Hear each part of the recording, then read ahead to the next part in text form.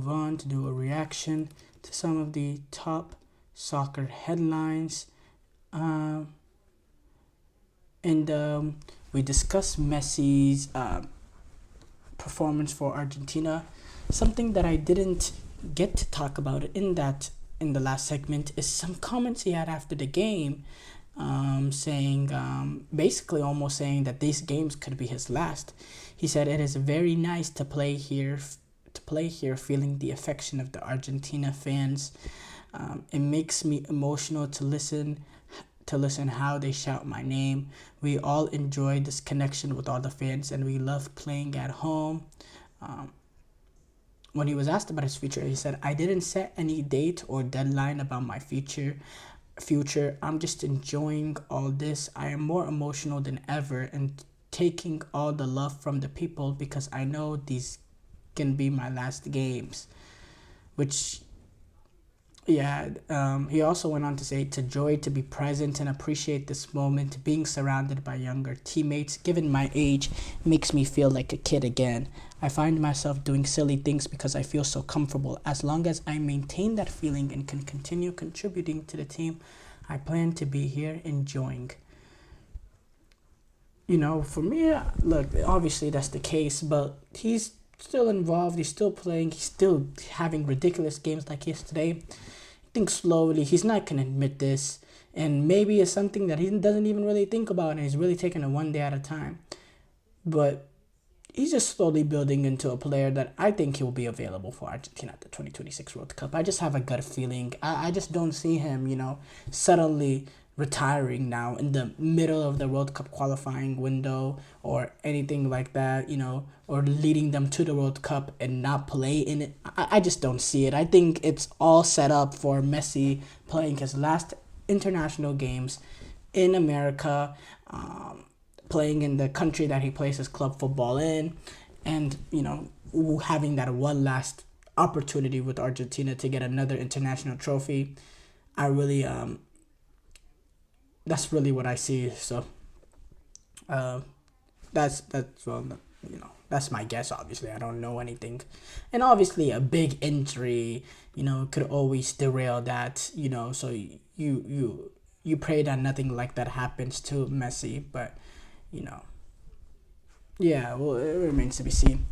Sir Alex Ferguson, he's set to be stepping back from an ambassador role that he has at United at the end of the season. Apparently, the decision comes from the club and is part of a cost-cutting initiative that was put in place since Sir Jim Ratcliffe purchased a minority stake in February. United, they finalized a redundancy of about 250 member of the staff that saved around 45 million pounds, and it seems like Ferguson is one of those members. Ferguson, he's been a club ambassador since 2013, in which he retired as a manager after 25 years in the boss. And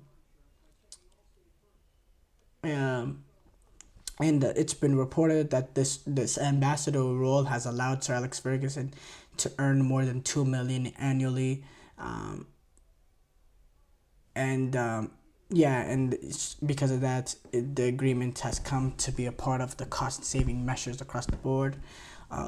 The club came out and told sources that Sir Alex Ferguson will always be welcome at Old Trafford, and they described the decision as amicable and suiting for both parties. And Eric Cantona, he came out and he's very, very harsh and critical over this, saying Sir Alex Ferguson should be able to do anything he wants at the club until the day he dies. Such a lack of respect is totally scandalous. Sir Alex Ferguson will be my boss forever, and I throw them all in a big bag of expletive. I'll let y'all guess what he said. Move on to the next. Oh, by the way, that is, it's incredible that, look, I understand the cost-cutting things, but the lack of respect to Sir Alex Ferguson, who is Manchester United, 13 Premier League titles. I mean, he deserves to have whatever roles he has for the rest of his life. just call it as we see it. I agree with everything. I agree with everything he had to say. Eric Cantona had to say. La Liga chef Javier Tebas, he's came out and he's asked FIFA President Gianni Infantino to cancel the 2025 FIFA Club World Cup because he said neither any of the domestic leagues or the FIFA Pro Player Union want it. Javier Tebas said, FIFA President, you know that you have not sold the audiovisual rights for the budget you said for that Club World Cup. While speaking of, he said this while speaking at the forums of the European Union of Clubs in Brussels. You know that you do now have the sponsorship for that Club World Cup as you had budgeted. You know that the league and the player football unions, we don't want the Club World Cup. Withdraw the Club World Cup now. Tebas, he believes that FIFA can actually have to use their own money, their own funds to launch this new expanded version of the Club World Cup.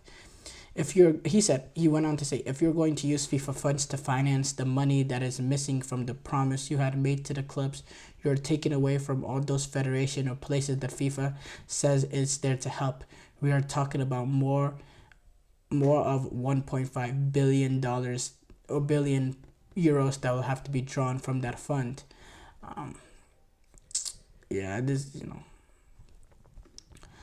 There's a lot of people that want to derail the Club World Cup, but it seems like FIFA, they're strong and steadfast on, having this new expanded version of the Club World Cup, and it seems like it will be happening. But thank you guys for tuning into the GSMC Soccer Podcast, brought to you by the GSMC Sports Network. Your support means a lot to us, so please remember to subscribe to the show and leave a positive review. It really does make a difference. We also invite you to follow us on Facebook, Twitter, TikTok, and Instagram for more content and updates. So thank you once again and have a wonderful, wonderful day.